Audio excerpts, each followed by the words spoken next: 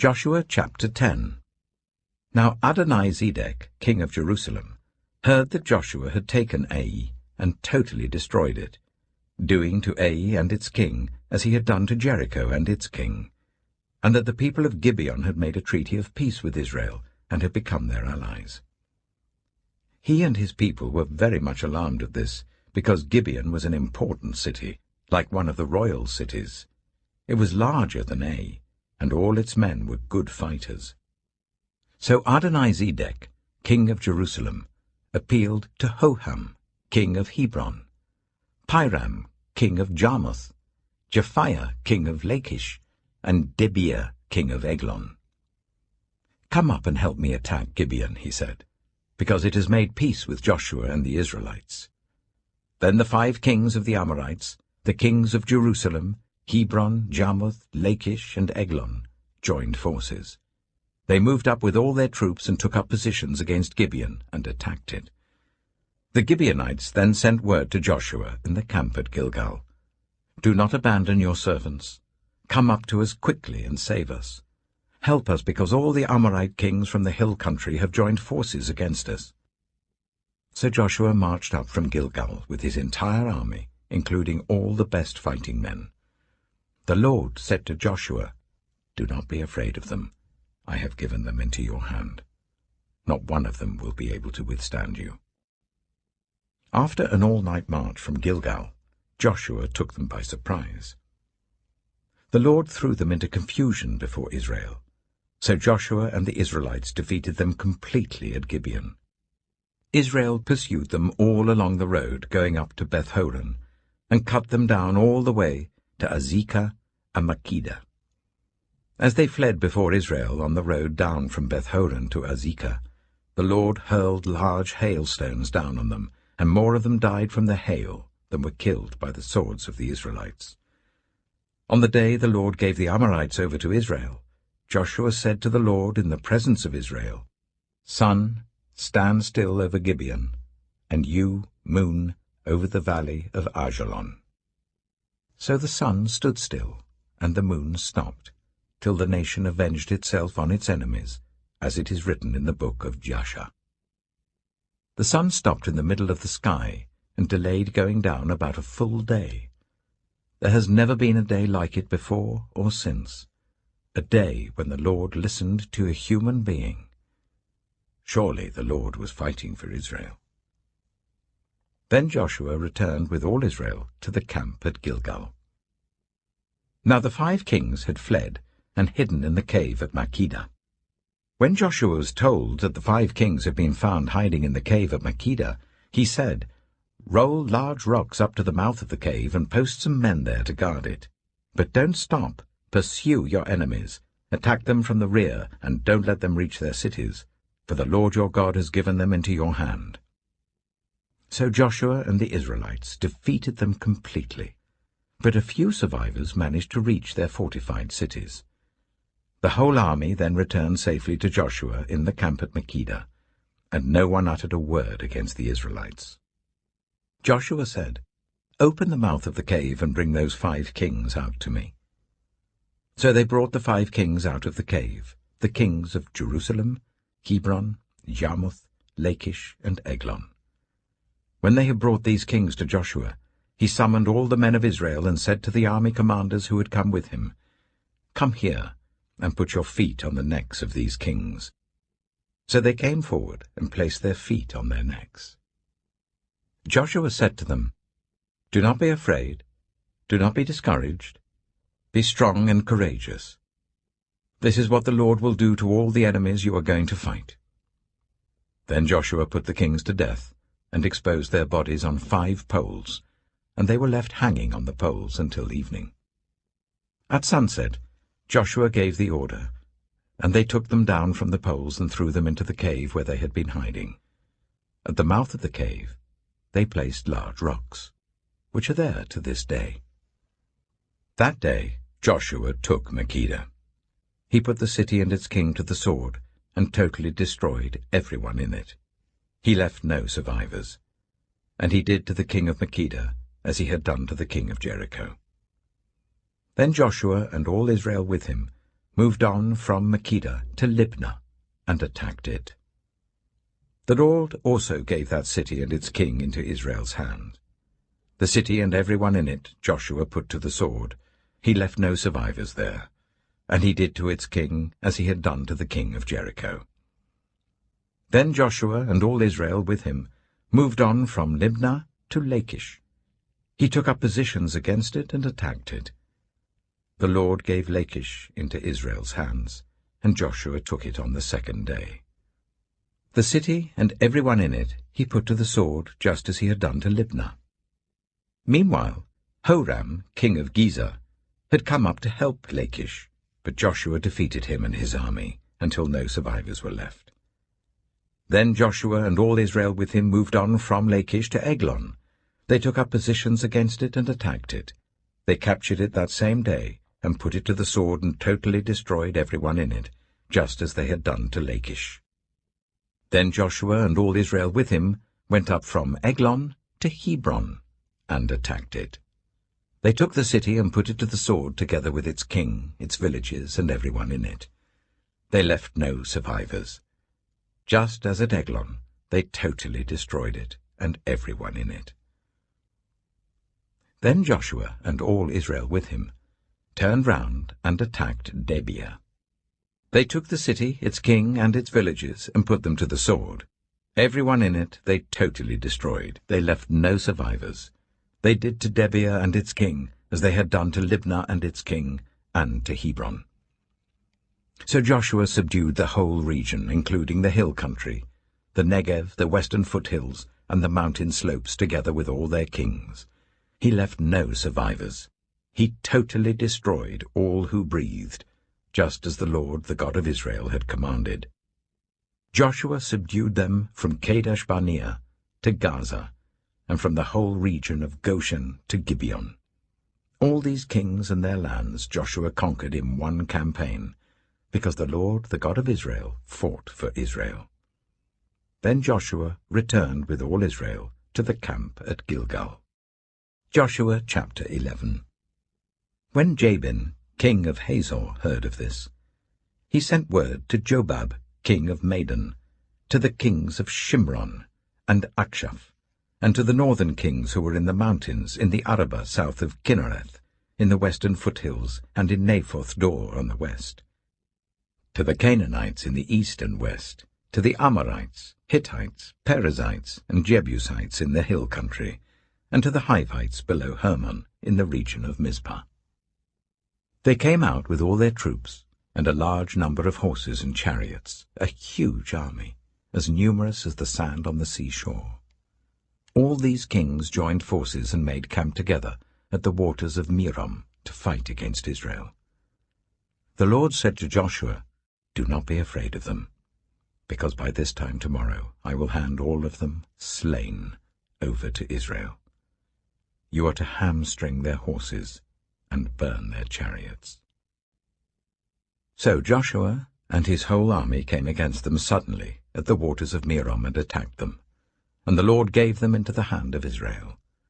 They defeated them and pursued them all the way to Greater Sidon, to Misrephoth Maim, and to the valley of Mizpah on the east, until no survivors were left. Joshua did to them as the Lord had directed. He hamstrung their horses and burned their chariots. At that time Joshua turned back and captured Hazor and put its king to the sword. Hazor had been the head of all these kingdoms. Everyone in it they put to the sword. They totally destroyed them, not sparing anyone that breathed, and he burned Hazor itself. Joshua took all these royal cities and their kings and put them to the sword. He totally destroyed them, as Moses, the servant of the Lord, had commanded. Yet Israel did not burn any of the cities built on their mounds, except Hazor, which Joshua burned. The Israelites carried off for themselves all the plunder and livestock of these cities, but all the people they put to the sword, until they completely destroyed them, not sparing anyone that breathed. As the Lord commanded his servant Moses, so Moses commanded Joshua, and Joshua did it. He left nothing undone of all that the Lord commanded Moses.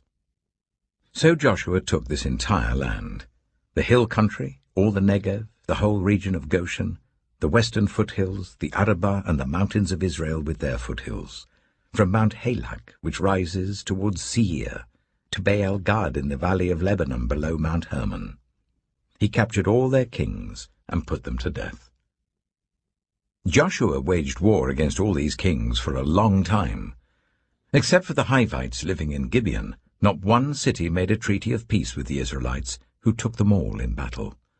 For it was the Lord himself who hardened their hearts to wage war against Israel, so that he might destroy them totally, exterminating them without mercy, as the Lord had commanded Moses. At that time Joshua went and destroyed the Anakites from the hill country, from Hebron, Debir, and Anab, from all the hill country of Judah, and from all the hill country of Israel. Joshua totally destroyed them and their towns. No Anakites were left in Israelite territory. Only in Gaza, Gath, and Ashdod did any survive. So Joshua took the entire land, just as the Lord had directed Moses, and he gave it as an inheritance to Israel, according to their tribal divisions. Then the land had rest from war. Joshua chapter 12. These are the kings of the land whom the Israelites had defeated, and whose territory they took over east of the Jordan, from the Arnon Gorge to Mount Hermon, including all the eastern side of the Arabah. Sihon, king of the Amorites, who reigned in Heshbon. He ruled from Aroer on the rim of the Arnon Gorge, from the middle of the gorge, to the river Jabbok, which is the border of the Ammonites. This included half of Gilead. He also ruled over the eastern Arabah, from the Sea of Galilee to the Sea of Arabah, that is the Dead Sea, to Beth Jeshimoth, and then southward below the slopes of Pisgah. And the territory of Og, king of Bashan, one of the last of the Rephaites, who reigned in Ashtaroth and Edrei. He ruled over Mount Hermon, Salakah, all of Bashan, to the border of the people of Geshur and Maacah, and half of Gilead to the border of Sihon, king of Heshbon. Moses, the servant of the Lord, and the Israelites conquered them. And Moses, the servant of the Lord, gave their land to the Reubenites, the Gadites, and the half-tribe of Manasseh, to be their possession. Here is a list of the kings of the land that Joshua and the Israelites conquered on the west side of the Jordan, from Baal Gad in the valley of Lebanon to Mount Halak, which rises towards Seir. Joshua gave their lands as an inheritance to the tribes of Israel according to their tribal divisions. The lands included the hill country, the western foothills, the Arabah, the mountain slopes, the wilderness, and the Negev. These were the lands of the Hittites, Amorites, Canaanites, Perizzites, Hivites, and Jebusites. These were the kings. The king of Jericho, 1. The king of Ai, near Bethel, 1. The king of Jerusalem, 1. The king of Hebron, 1. The king of Jarmuth, 1. The king of Lachish, 1. The king of Eglon, 1. The king of Gezer, 1. The king of Debir, 1. The king of Gede, 1. The king of Hormah, 1. The king of Arad, 1. The king of Libnah, 1. The king of Adullam, 1.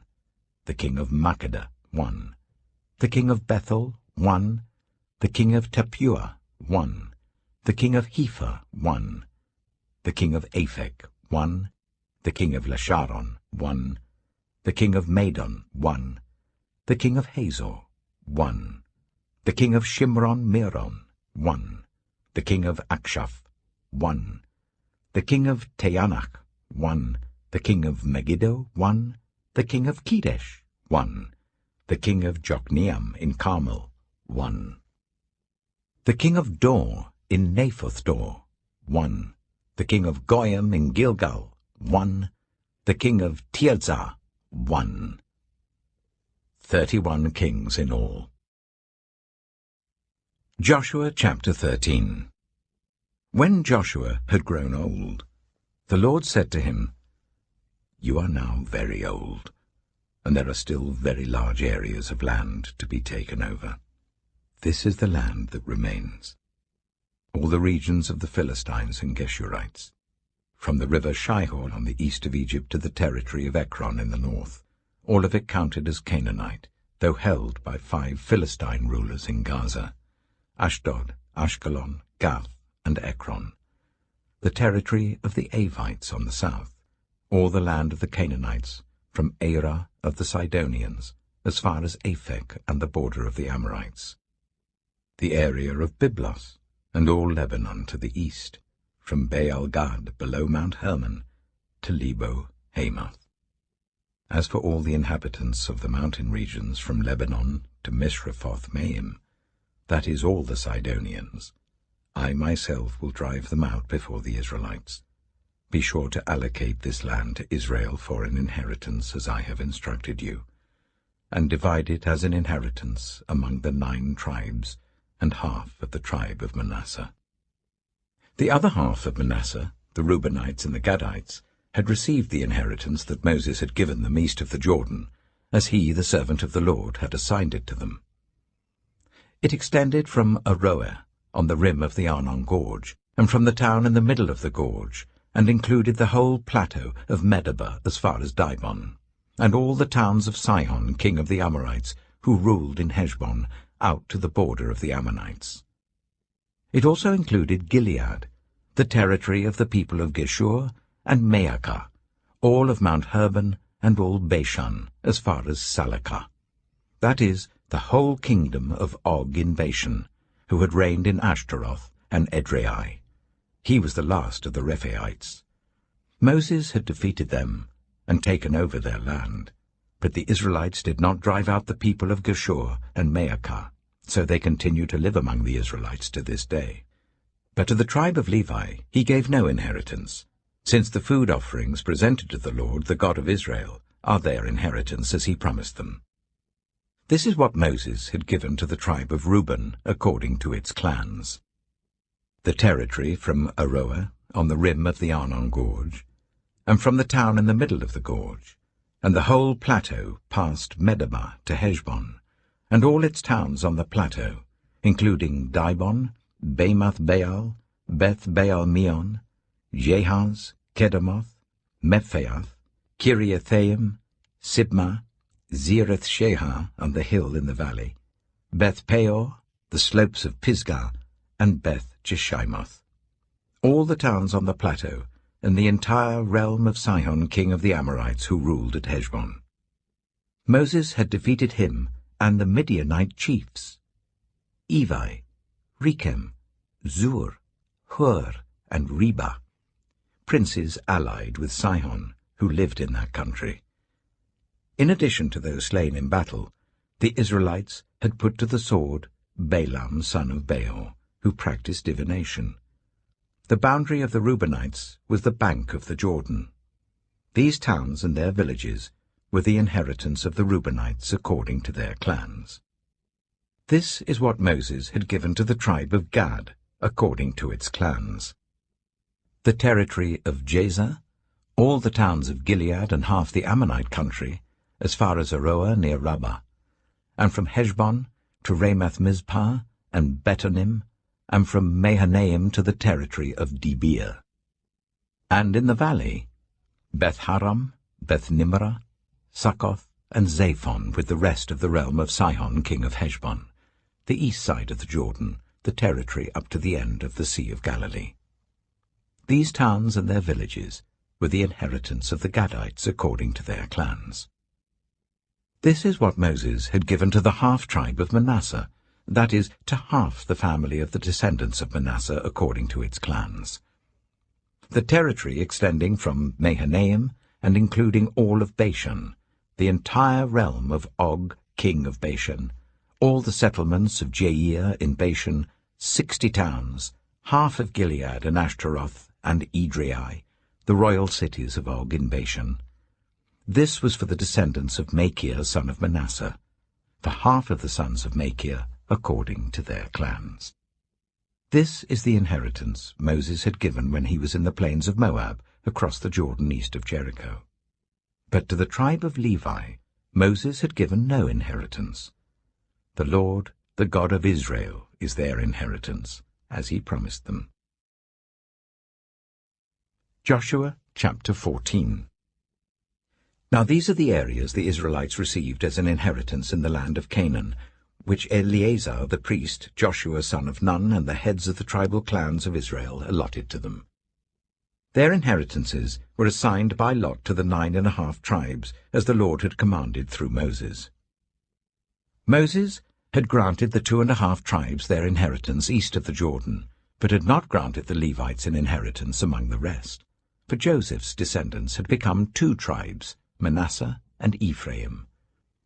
The Levites received no share of the land, but only towns to live in, with pasture lands for their flocks and herds.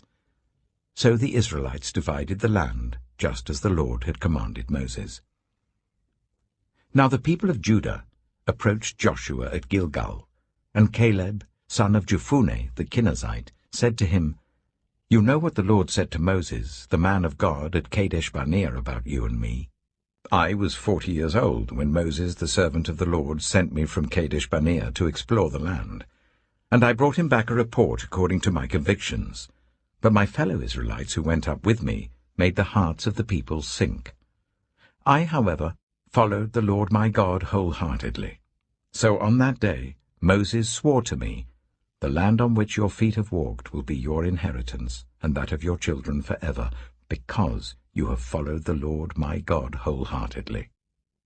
Now then, just as the Lord promised, he has kept me alive for 45 years since the time he said this to Moses, while Israel moved about in the wilderness.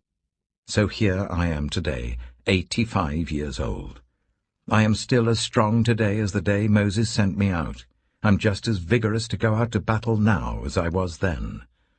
Now give me this hill country that the Lord promised me that day.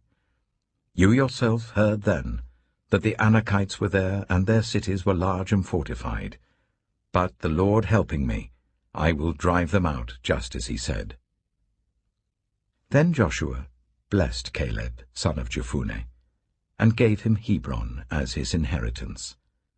So Hebron has belonged to Caleb, son of Jephunneh the Kenizzite, ever since, because he followed the Lord, the God of Israel, wholeheartedly.